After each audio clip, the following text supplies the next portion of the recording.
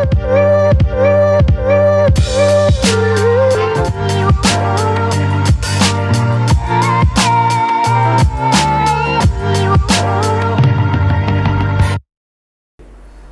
and welcome back teman-teman netizen atau warganet yang saya hormati semuanya. Di konten terbaru hari ini saya ingin memberikan match preview untuk pertandingan babak kualifikasi Piala Dunia tahun 2026 Zona Asia Round 2 antara Filipina versus Indonesia yang akan dimainkan besok mulai pukul 18.00 waktu Indonesia Barat.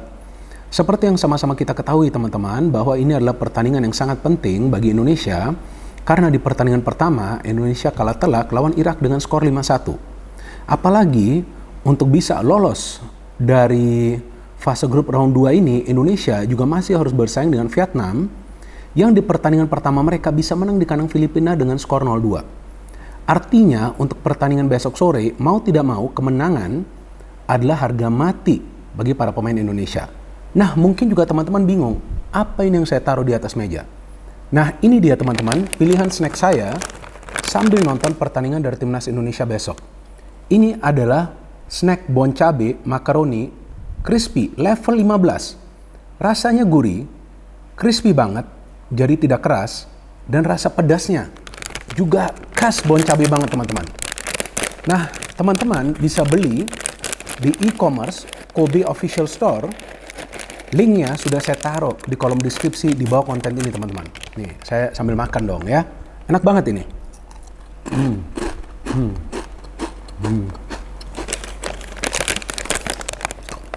Jadi, seperti yang tadi saya katakan teman-teman, bahwa ini adalah pertandingan yang maha penting bagi para pemain Indonesia. Artinya ketika pertandingan yang penting, mental harus kuat. Nah, yang menjadi masalah di pertandingan pertama lawan Irak, tampaknya nih ya, para pemain mentalnya lemah gitu. Masa sih dipres oleh para pemain Irak gak bisa melakukan counter pressing? Padahal ketika main dalam tensi yang tinggi, ya para pemain juga tidak boleh kalah dalam melakukan pressing. Artinya pressing itu bukan untuk melakukan pelanggaran. Pressing itu untuk bisa meminimalisir pergerakan dari para pemain tim lawan. Supaya mereka tidak leluasa untuk bergerak ke area pertahanan Indonesia. Tapi yang dilakukan oleh para pemain Indonesia adalah bertahan sampai ke dalam. Nah, itulah yang membuat saya kecewa teman-teman. Maka itu di konten match review dari pertandingan Irak lawan Indonesia, jika teman-teman mendengarkan analisa saya, memang saya tampak emosi. Karena saya bingung kok pada turun semua ke belakang. Jika gak dipres itu para pemain Irak, ya bagaimana caranya bisa mencegah mereka mengirimkan umpan-umpan yang berbahaya ke jantung pertahanan Indonesia. Nah, lawan Filipina ini, memang di atas kertas, Indonesia lebih diunggulkan, tapi gak bisa dianggap remeh Filipina.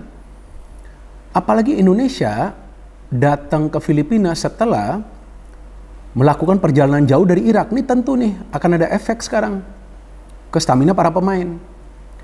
Kalau di pertandingan lawan Irak, di pertandingan pertama seharusnya tidak ada efek dari segi stamina. Tapi ya tampak para pemain di babak kedua itu sudah drop. Nah, saya gak ngerti apa mereka agak kuat bermain dalam tempo tinggi ya. Kemudian sehingga jelang pertandingan berakhir tampaklah mereka mulai kesulitan untuk bisa mengimbangi kecepatan dari para pemain Irak. Dan anehnya di pertandingan Irak tersebut, Irak itu sebetulnya menciptakan sekitar 9 peluang secara keseluruhan. Tapi dari 4 atau 5 peluang mereka yang on target, ya mereka bisa mencetak total 5 gol. Salah satunya kan gol bunuh diri ya, dari Jordi Amat. Artinya memang koordinasi di antara para pemain Indonesia di antar lini ini gak berjalan dengan baik. Nah, inilah yang harus dirapikan oleh para pemain Indonesia di pertandingan kedua. Dan saya yakin sebetulnya para pemain Indonesia itu bermain dengan level kepercayaan diri yang memang dibutuhkan. Cuma memang dari segi mentalitas ini tampaknya mereka ada masalah ketika mereka bermain away. Nah, ini sepertinya karena di pertandingan-pertandingan FIFA Matchday Indonesia itu selalu bermain di kandang sendiri. Tapi seharusnya itu jangan dijadikan alasan karena ini kan adalah pemain-pemain profesional. Masa sih mentalnya langsung lemah? Tapi sepertinya itu yang terjadi teman-teman. Jadi dari segi non teknis ini juga harus dijaga oleh Coach Sintayong. Jangan sampai para pemain ini di match kedua ini masih terpengaruh dengan kekalahan lawan Irak. Ini sekarang harus bangkit. Karena sekarang bagi Indonesia harus menargetkan maximum points atau kemenangan lawan Filipina home and away lawan Vietnam minimal di home dan kemudian di Vietnam jangan sampai kalah. Ya, ini harus ditargetkan. Kemudian lawan Irak, kalau bisa di kandang sendiri kita balas kekalahan, walaupun nggak akan gampang, tapi kita harus bisa balas kekalahan. Nah, ini kan juga yang mengkhawatirkan tentunya. Lawan Filipina, para pemain timnas Indonesia akan bermain di lapangan rumput sintetis. Ini juga akan menyulitkan mereka loh teman-teman. Karena juga akan menguras tenaga mereka. Baru saja mereka bermain di high tempo game. Dan juga Filipina kita tahu, walaupun di atas kertas bukan merupakan tim yang kuat, tapi ini tim juga tidak akan mau kalah begitu saja. Tentu mereka akan fight. Dan mereka juga ada beberapa pemain yang bermain di Liga 1. Nah, artinya para pemain dari Indonesia yang pertama-tama tidak boleh membuka ruang di lini tengah. Itu dulu. Jadi jangan sampai para pemain Filipina itu bisa melakukan pergerakan cepat menuju ke ruang pertahanan dari Indonesia. Karena mereka jika sudah bisa melakukan itu tentu akan bisa mengancam penjaga gawang dari Indonesia. Nah, saya juga masih nunggu. Apakah tetap Nadio atau mungkin kali ini Hernando Ari. Tapi lawannya kali ini kan lebih lemah ya. Nah, bisa juga nanti tetap Nadio yang dipertahankan. Dan di belakang, ya ini juga kita tunggu nih Coach Sintayong mau pakai formasi 4 pemain bertahan atau skema 3 center back. Nah, kalau skema 3 center back, gelandang bertahan itu harus bertarung di tengah. Jangan ikut mundur ke lini pertahanan. Nah, maka itu kan saya jelaskan di konten match review antara Irak versus Indonesia. Tampaknya taktik dari Coach Sintayong meminta para pemain bertahan sampai ke dalam. Nah, itu berbahaya. Karena ketika para pemain tim lawan itu sudah bisa masuk ke ruang pertahanan Indonesia, tentu mereka akan memancing para pemain Indonesia melakukan kesalahan. Tentu kita berharap bahwa para pemain Indonesia kali ini lebih berhati-hati, tapi ya saya juga berharap bahwa para pemain juga bisa bermain dengan level ketenangan yang tinggi yang diperlukan untuk bisa meraih kemenangan. Ini sekarang kalau draw ini nggak akan menguntungkan bagi Indonesia. Saya bukan mengatakan Indonesia akan tersingkir, enggak, tapi nggak bisa, harus menang. Harus dapat maximum points, apalagi sudah dibantai di first match lawan Irak 5-1. Nah, cara Filipina bermain itu mengandalkan kecepatan dan power. Mereka akan bermain agresif, apalagi mereka sudah terbiasa bermain di lapangan rumput sintetis. Nah, jadi para pemain Indonesia kalau mau mengantisipasi kesulitan bermain di lapangan rumput sintetis, mereka harus lebih banyak mengandalkan umpan-umpan pendek dan jarak di antara para pemain jangan jauh. Jangan jauh. Kalau mau main long ball ini mengangkat bolanya ini nggak gampang di lapangan rumput sintetis. Jadi harus main bola datar, tapi kecepatan passingnya ini harus dijaga. Nah, bagusnya para pemain Indonesia kan sudah lebih dulu ya mendarat di Filipina ya. Jadi tentu mereka sudah beruji cobalah di atas lapangan. Nah, artinya mereka harus bisa beradaptasi dengan baik. Nah, seandainya pakai skema 3 center back lagi, nah 2 wing back ini juga jangan lupa untuk ikut gabung ke belakang ketika para pemain tim lawan ini menyerang ke area lini pertahanan Indonesia. Jadi jangan sampai ada ruang yang terbuka di kedua sektor sayap. Karena Irak juga beberapa kali walaupun nggak semuanya mencetak gol dari sayap, tapi mereka bisa mengirimkan umpan-umpan yang berbahaya dari sektor sayap. Bahkan tuh umpan yang masuk ke dalam kotak penalti yang Jordi gol bunuh diri, itu kan karena umpan dari sayap. Nah, artinya di kedua wingback juga harus disiplin dan jangan sampai clash dengan pemain-pemain lain. Apakah itu yang berada di lini pertahanan atau juga di lini tengah. Maka itu yang saya katakan tadi, harus ada sinergi antar lini. Jadi para pemain di tengah, kalau pakai skema 3 center back, harus ada gelandang bertahan yang juga harus bisa bertarung di tengah. Jangan sampai bola itu masuk ke jantung pertahanan. Dan juga saya berharap nanti yang bermain di wingback seperti Shane dan juga Asnawi Mangko Alam juga ketika maju jangan terlalu lama menguasai bola. Nah, kalau saya ngelihat Shane Patinama itu lebih cepat ya melepas bola, tapi Asnawi sering lebih lama menguasai bola. Nah, dia harus berhati-hati. Tapi bisa juga kali ini Sandy Walsh yang main di sebelah kanan.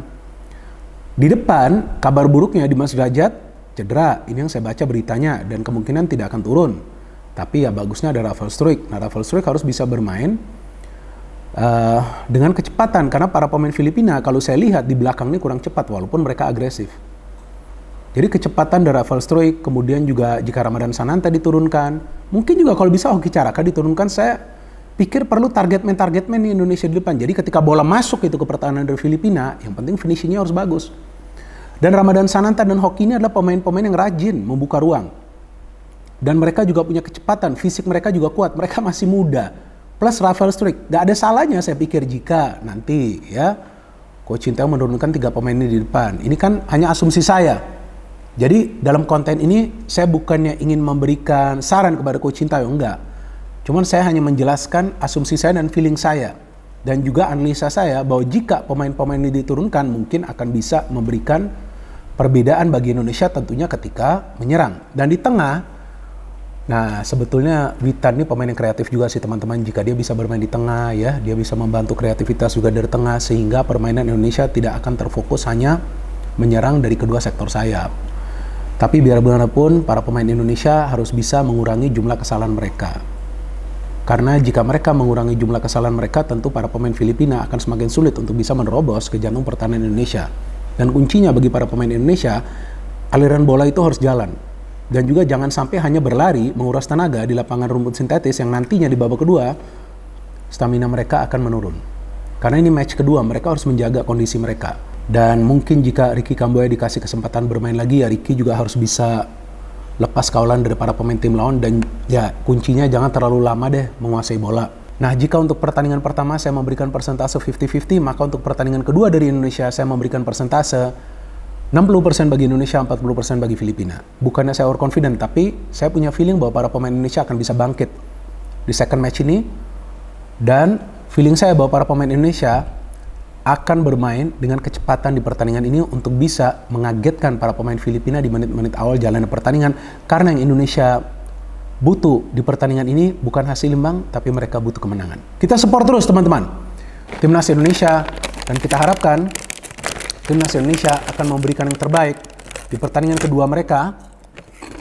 Dan kita tahu Coach Sintayong juga biasa akan memberikan kejutan dengan nanti mungkin mengubah formasi atau juga mengubah style of play dari Indonesia. Wah, jadi ketagihan nih saya makan ya. Saya habisin dulu nih teman-teman snacknya. Nah teman-teman kalau mau beli, sudah saya taruh linknya di kolom deskripsi di bawah konten ini ya. Tinggal klik saja. Teman-teman bisa beli juga ini Bon Cabe Macaroni Crispy level 15. Enak banget. No hate, no politics, only football. Salam sepak bola.